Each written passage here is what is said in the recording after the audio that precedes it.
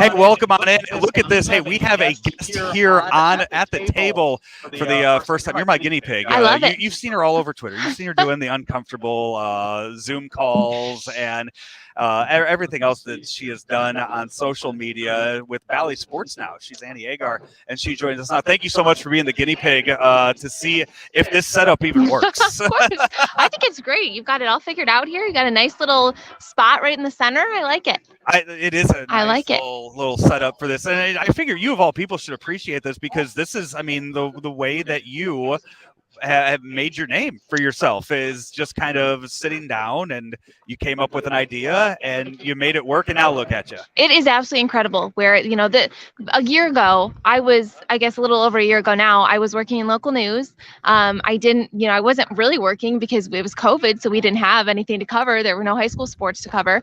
And then, now sitting here on Radio Row, right, a year and a half later, it's just absolutely crazy to me. But the cool thing that I try and tell people is, it all happened through social media and being different, and finding what makes you different. Find your niche, what you know that you can bring to sports, whatever avenue you're going down, and then just hone in on that. And I'm so blessed that I'm here today. But it's been a ride so far. How many, I guess, how many of those did you try to do before the one just finally took off and went viral? That's a good question. I didn't really, I think the first one I did was the Big Ten video, and it started, I did it Mother's Day. I specifically remember what day it was, and it was in May of last year during 2020, I guess 2 years ago now. And I just had this idea to kind of do a meeting with the Big Ten because we didn't have football. We just had I lived in Michigan, so we just had gotten ready to start covering the spring games, and football was starting to pick back up again. We were ready to talk about the rivalries and get that kind of, I guess comedic, because people in the Big Ten, they, Michigan State fans don't get along, so they're constantly making fun of each other. So I missed that because we didn't have that, and everybody was down and super depressed and sad because of this whole COVID thing. So I did this video just kind of out of the blue. I just had gotten on TikTok, didn't know a thing about TikTok. I didn't even know where the record button was, but I'm like, you know what, we're gonna try this out.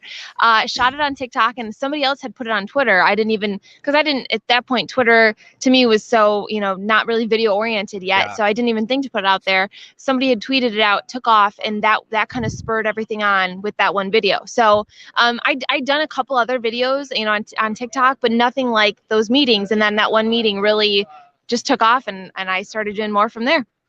Did you go? I mean, do you go out at the beginning? I'm sure you get all this stuff sent to you now. You had to go out and buy the shirts and everything for me. Yeah, and that's the funny thing. So now the NFL will send me jerseys and shirts for all these different things. But when I first started doing it, I would tape logos on to these random shirts that I had. But then I had fan bases reach out to me saying, we love the gear, we love the jerseys you're getting, but stick to the logos, because the fact that it's like this taped on logo that randomly falls off mid-video kind of adds to the comedic side of things, like the Jets. That's so a Jets thing to do, is have your logo fall off mid-meeting. So some of them I've kept the original. I haven't bought a jersey for or done anything like that yet. So either college or pro, which fan base hates you the most? That's a great question. Probably college. College fans it's a whole other level of, commitment. Which school then? I think, the first Big Ten video I made fun of, I think it was Wisconsin, or no, it was Nebraska. Nebraska, I put on overalls, and I had a Southern accent, and they were ripping into me like, we aren't Southern in Nebraska, and I'm like, you're surrounded by corn. Okay, the overalls were very fitting. I'm sorry, but that's what everybody knows you by. I think I heard that fan base a lot. Other than that, Michigan. I beat down on Michigan a lot, and that's from my whole family are Michigan State fans. I'm an Ohio State fan, so it just comes naturally, I think, to diss on Michigan. But I think other than that, it's more NFL. It's more player focused, so I can take shots at players more so than I can college guys, obviously, because NFL players are getting paid millions of dollars. And if people are like, well, aren't you worried about offending them? I'm like, tell them not to do something wrong or stupid, then I won't make a joke about it. So I mean, there are some NFL fan bases though, like Cowboys fans. Yeah, they are easy to pick on. Yeah. Oh yeah. But and then they're gonna get they're gonna get offended really easily though too. Yeah, Cowboys are without a doubt my favorite franchise to make fun of, because it's just so easy to, especially this year with the playoff situation. It was just some jokes just write themselves, and that was just comedic gold right there. No, Cowboys fans, every fan base in the NFL, I've thought I really pushed it on this one. I'm going to lose a lot of fans on this one. Like maybe I took it too far. I crossed the line. And every time they they come back and they'll say, well, you're right. That's true, because the jokes I try to make aren't, just taking shots for no reason. It's actually statistically happening, or it's been known to happen. So I try to make sure the jokes are super, I'm conscious of what happened in the past, and it's relevant to what's happened to this team, so that they can't refute it, because it is happening. And it's so funny too. I'll have teams come to me and say, well, why aren't we in the meeting? Why didn't you show the Cardinals more? I'm like, well, do something wrong and I will. You guys were 6-0 for a while. What do you want me to make a joke about? So it's great feedback from fans that they really enjoy the videos, and the fact that I'm still poking fun at them and that you're still enjoying it, I think, is a really good sign. Is there a joke that you have made that had to be pulled? Oh, that's a good question. That you can talk about. That's a great question. I'll ask you again when we're done recording this. That's a good question. Well, I try to keep my jokes clean, right? I try to keep it kid related, and if I showed my little cousin, I'd want them to be able to watch it. So there's one day though, during the Patriots Bills game. Do you remember the thing that they threw on the field? That was kind of, everybody didn't want to, they blurred the image basically. So there were a ton of jokes surrounding that, and I really had to narrow them down to make sure that I didn't give too much away, where if a kid was watching, the parent wouldn't have to explain what was going on. But there was one joke that I loved so much, and I couldn't use it, and it was just I think I don't know if the Vikings had fired Mike Zimmer at that point, but they wanted to, right? Everybody hated Mike Zimmer and everything, and I was going to make some comment about why there was a Mike Zimmer in the end zone. Probably should not go there. I shouldn't make that joke. It's a little too far. And I shared it with a couple Vikings fans afterward, and they just lost it. They were like, you should have put it in the video. But it's stuff like that where I'm like, yeah, it'd be great. And I can tell you personally, but including it in a video that's trying to be kind of clean comedy might not be the best idea. So is there a blooper reel somewhere out there? There's somewhere floating around. Yeah. I should probably, I'm thinking I should post that at some point, because there's so many takes I make where I either, because the jokes will kind of come. Or something like that account where you could sell the blooper reels for that. Good point. Yeah, that's a great idea. Yep. Because it'll include a lot of jokes. I'll make a lot of jokes in, kind of mid video when it just kind of comes to me, or I want to respond a different way. And that's a good idea. Might have to put that out there. Have you made the Zoom call yet for the Super Bowl?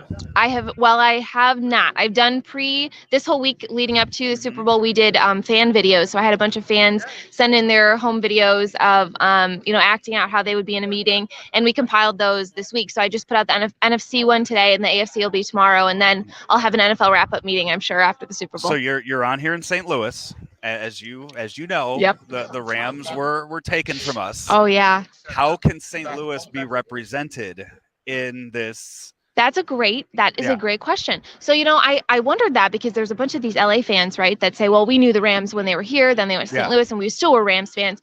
But I'm questioning if St. Louis fans are a little bit more reliable than LA fans, because so I'm wondering, are St. Louis fans, obviously they're pulling for the Rams, right? But no. No, we're not. No, we're not.